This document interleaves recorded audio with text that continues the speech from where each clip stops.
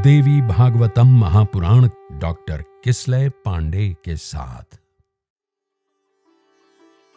इस भाग में इधर युद्धजीत बड़ी बड़ी बातें कर रहा था, उधर शत्रुजीत बड़ी बड़ी बातें कर रहा था। युद्धजीत ने सेनाओं को तत्काल आदेश दिया कि काट लाओ सुदर्शन का सर, खींच के ले आओ शशिकला को, ये मेरे नाती की पत्नी बनेगी।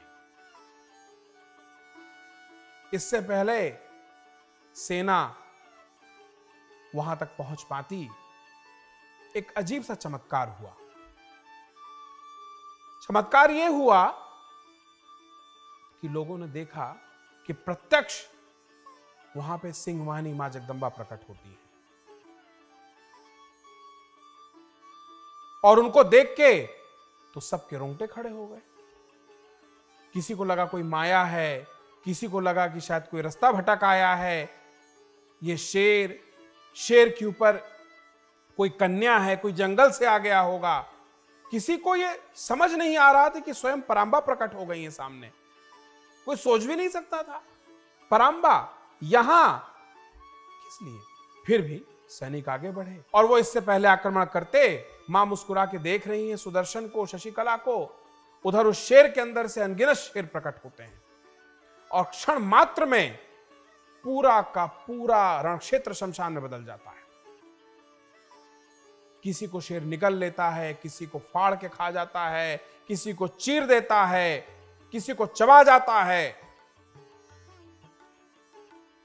और इससे पहले कि सुदर्शन शशिकला कुछ समझ पाते, कुछ देख पाते, अगले ही क्षण युद्धजीत और शत्रुजीत मृत पड़े थे धरती पे।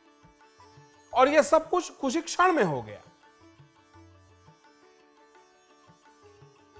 महाराज सुबाहु भी यंत्रवत खड़े हैं, वो भी नहीं समझ पा रहे हैं। सुदर्शन ने मां से पूछा कि मां आप ही है ना? उन्होंने बताया हाँ मैं ही हूं, मुझे ही भजते हो, मुझे ही जपते हो, तो मैं ही रहूंगी और तुम्हारे लिए आई हूं, वरना इनके वध के लिए मुझे आवश्यकता नहीं है। मैं तो सिर्फ तुम्हारे लिए, तुम दर्शन करना चाहते, तुम्ही ने पुकारा था ना, आ गई। अब पीछे सुबाहु खड़े हैं, सुबाहु भी धन्य धन्य हो गए कि धन्य हो सुदर्शन, तुम्हारे कारण मूल प्रकृति परांबा मां भगवती का दर्शन हो रहा है, वरना मेरे तो ऐसे कर्म नहीं थे कि मां का दर्शन होता। सुबाहु सबको हटा के सबसे आगे सुबाहु खड़े हो गए कि भैया आप लोग का तो होता रहेगा, आपके लिए तो आई हैं, हम भी तो अपना जन्म सफल कर लें। सुबाहु तत्काल मां की स्तुति करना शुरू कर दिए, जितना उनको समझ में आया, जैसे समझ में आया मां की स्तुति करने लगे। वो हर प्रकार की भावभंगिमा से मां की ऐसी स्तुति की कि मां प्रसन्न हो गई। मां ने कहा चलो ठीक है, इन दोनों के लिए तो मैं आई हूं, पहले बताओ तुम्हें क्या चाहिए। बोले मां ये नगरी काशी है, यहां का राजपाट जैसा कि आप जानती हैं मां, मैं संभाल रहा हूं। मैं चाहता हूं मां कि आप यहां आ गई हैं तो आप यहीं रहें, आपका यही मंदिर बने, और जब तक ये पृथ्वी है आप यहीं रहें मां, और जब मेरा प्रस्थान हो तो मैं आपको प्राप्त करूं। मां ने कहा हां ये ठीक है। तो राजन मानी तुम्हारी बात, अब मैं यहीं रहूंगी, और यहां पे जब तक धरती है मेरी पूजा होगी। बीच में एक बात बता दूं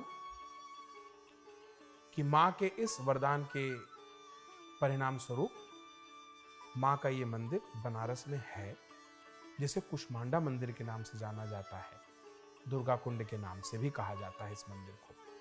ये वही मंदिर है जहां पे मां स्वयं प्रकट हुई थी, जिसका वृत्तांत मैं इस कथा में कह रहा हूं। दोबारा कथा पे आते हैं। मां के ऐसे आशीर्वाद को पाने के बाद सुबाहु के जीवन में कुछ बचा नहीं। उन्हें तो सब मिल गया था, तो महाराज सुबाहु पीछे गए। अब दोबारा जो अभी तक हाथ जोड़े सुदर्शन और शशिकला खड़े थे, उनकी मां खड़ी थी, वो तो बस कुछ ना बोलने लायक ना कुछ सुनने लायक। मां ने कहा कि सुदर्शन तुम्हें कुछ नहीं चाहिए? बोले मां आप ही सब जानती है, मैं क्या बोलूं क्या समझूं। मैं तो कुछ समझ ही नहीं पा रहा हूं, क्या क्या बोलना चाहिए, क्या मांगना चाहिए। माँ ने उनको आशीर्वाद दिया कि मुझे भजो, नवरात्रि का पूजन करो, विशेष पूजन नवरात्रि का होता है, उसे करो और उसके बाद अंत समय पे मुझे प्राप्त करो। और कुछ चाहिए? सुदर्शन ने कहा, मां इससे ऊपर तो कुछ हो भी नहीं सकता, जहां आप हो गई वहां और क्या चाहिए। मां की ऐसी वाणी सुन के मनोरमा तो पूरी तरीके से अवाक थी। क्या तो सोच के आई थी कि अब वापस नहीं आना भरद्वाज मुनि के आश्रम में, और कहा तो साक्षात परांबा से उनका साक्षात्कार हो रहा था। सुदर्शन ने मां का आशीर्वाद लिया, मां अंतर ध्यान होती हैं। सुदर्शन वापस अपने राज्य पहुंचते हैं, जहां पे वो शत्रुजित की माता से मिलते हैं और उन्हें बताते हैं कि हे माता, आपके पुत्र का युद्ध भूमि में वध हो गया है और जिन्हें मैंने नहीं मारा है, स्वयं मां परांबा ने उनका वध किया है।